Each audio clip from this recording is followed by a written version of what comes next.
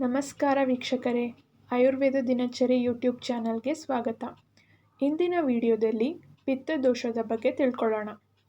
ನಾವು ಸಾಮಾನ್ಯವಾಗಿ ಜನರು ಪಿತ್ತ ಆಗಿದೆ ಅಂತ ಹೇಳೋದನ್ನು ಕೇಳಿರ್ತೀವಿ. ಆದರೆ ಆ್ಯಕ್ಚುಯಲ್ ಆಗಿ ಈ ಪಿತ್ತ ಅಂದರೆ ಏನು, ಅದು ಒಳ್ಳೆಯದಾ ಕೆಟ್ಟದ್ದಾ, ಈ ವಿಷಯದ ಬಗ್ಗೆ ನಾನಿವತ್ತು ತಿಳಿಸ್ಕೊಡ್ತೀನಿ.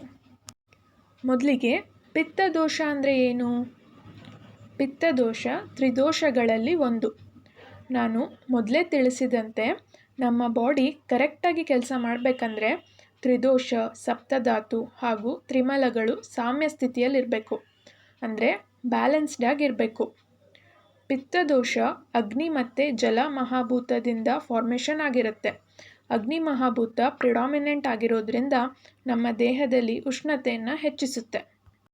ಪಿತ್ತದೋಷ ತನ್ನ ಪ್ರಾಕೃತಿಕ ಅವಸ್ಥೆಯಲ್ಲಿ ಏನು ಕಾರ್ಯಗಳನ್ನು ನಿರ್ವಹಿಸುತ್ತೆ ಅಂತ ವಾಗ್ಭಟಾಚಾರ್ಯರು ಅಷ್ಟಾಂಗ ಹೃದಯ ಸೂತ್ರಸ್ಥಾನ 11ನೇ ಅಧ್ಯಾಯದಲ್ಲಿ ತಿಳಿಸಿದ್ದಾರೆ. ಪಿತ್ತಂ ಪಕ್ತಿ ಉಷ್ಮದರ್ಶನೈಃ ಕ್ಷುತ್ರುಟ್ರುಚಿ ಪ್ರಭಾಮೇದ ದಿಶೌರ್ಯ ತನು ಮಾರ್ದವೈಃ.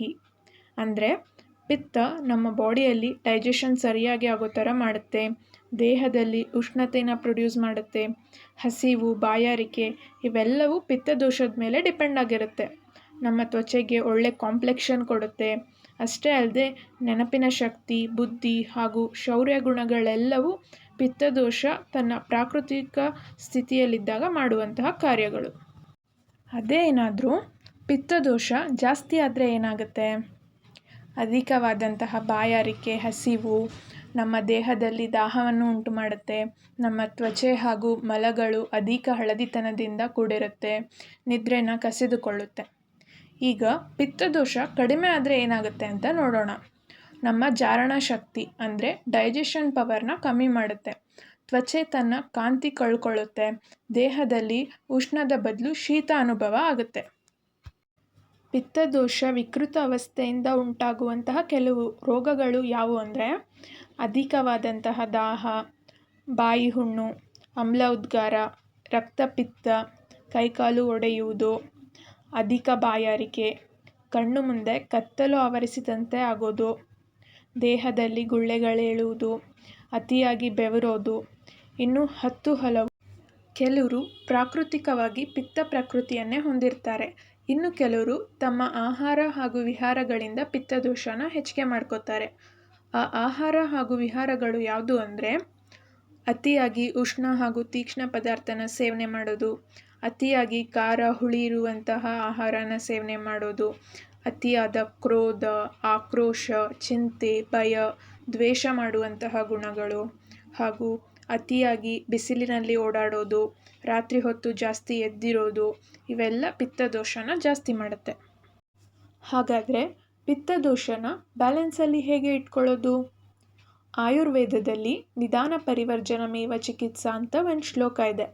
ಅದರರ್ಥ ನಿಧಾನ ಅಂದರೆ ರೋಗದ ಕಾರಣಗಳನ್ನು ತ್ಯಜಿಸೋದೇ ಆ ರೋಗನ ಗುಣಪಡಿಸುವಂತಹ ಚಿಕಿತ್ಸೆ. ಅದನ್ನೇ ನಾವಿಲ್ಲಿ ಅಪ್ಲೈ ಮಾಡಬೇಕು. ನಮ್ಮ ಆಹಾರದಲ್ಲಿ ಕಷಾಯ, ತಿಕ್ತ, ಮಧುರ ರಸಗಳನ್ನು ಪ್ರಮುಖವಾಗಿ ಸೇವನೆ ಮಾಡಬೇಕು. ಆಯುರ್ವೇದದಲ್ಲಿ ಮಧು ಅಂದರೆ ಜೇನುತುಪ್ಪನ ಪಿತ್ತಹರ ಅಂತ ಹೇಳಿದ್ದಾರೆ. ಹಾಗೂ ಪಂಚಕರ್ಮದಲ್ಲಿ ವಿರೇಚನ ಪಿತ್ತದೋಷಕ್ಕೆ ಪ್ರಮುಖವಾದ ಚಿಕಿತ್ಸೆ. ಇವೆಲ್ಲದರ ಜೊತೆಗೆ ಯೋಗ, ಧ್ಯಾನವನ್ನು ರೂಢಿಸ್ಕೋಬೇಕು. ಮತ್ತು ದಿನಚರ್ಯದ ಅಭ್ಯಾಸಗಳಾದಂತಹ ಅಭ್ಯಂಗ, ಅನುಲೇಪನ, ಮಧ್ಯಮ ಪ್ರಮಾಣದ ವ್ಯಾಯಾಮ ಹಾಗೂ ಒಳ್ಳೆಯ ಚಿಂತನೆಗಳು ಇವೆಲ್ಲದರಿಂದ ಪಿತ್ತದೋಷನ ಸಾಮ್ಯ ಸ್ಥಿತಿಯಲ್ಲಿ ಕಾಪಾಡ್ಕೋಬಹುದು. ಕೊನೆಯದಾಗಿ ಹೇಳೋದೇನೆಂದರೆ ನಿಮ್ಮ ಪಿತ್ತ ನಿಮ್ಮ ಕೈಯಲ್ಲಿ. ಇದನ್ನೆಲ್ಲ ಫಾಲೋ ಮಾಡೋದ್ರಿಂದ ಪಿತ್ತದೋಷನ ಬ್ಯಾಲೆನ್ಸಲ್ಲಿ ಇಟ್ಕೋಬಹುದು. ಮುಂದಿನ ವಿಡಿಯೋದಲ್ಲಿ ಇನ್ನೂ ಹೆಚ್ಚು ಆರೋಗ್ಯ ಮಾಹಿತಿ ಬಗ್ಗೆ ತಿಳ್ಕೊಳ್ಳೋಣ. ಈ ವಿಡಿಯೋ ಇಷ್ಟ ಆಗಿದ್ದಲ್ಲಿ ಲೈಕ್ ಮಾಡಿ, ನಿಮ್ಮ ಫ್ರೆಂಡ್ಸ್ ಹಾಗೂ ಫ್ಯಾಮಿಲಿಗೆ ಶೇರ್ ಮಾಡಿ. ಇನ್ನೂ ಹೆಚ್ಚು ವಿಡಿಯೋಗಾಗಿ ಆಯುರ್ವೇದ ದಿನಚರಿ ಯೂಟ್ಯೂಬ್ ಚಾನಲನ್ನು ಸಬ್ಸ್ಕ್ರೈಬ್ ಮಾಡಿ ಹಾಗೂ ಪಕ್ಕದಲ್ಲೇ ಕಾಣೋ ಬೆಲ್ ಐಕಾನನ್ನು ಕ್ಲಿಕ್ ಮಾಡಿ. ಧನ್ಯವಾದಗಳು.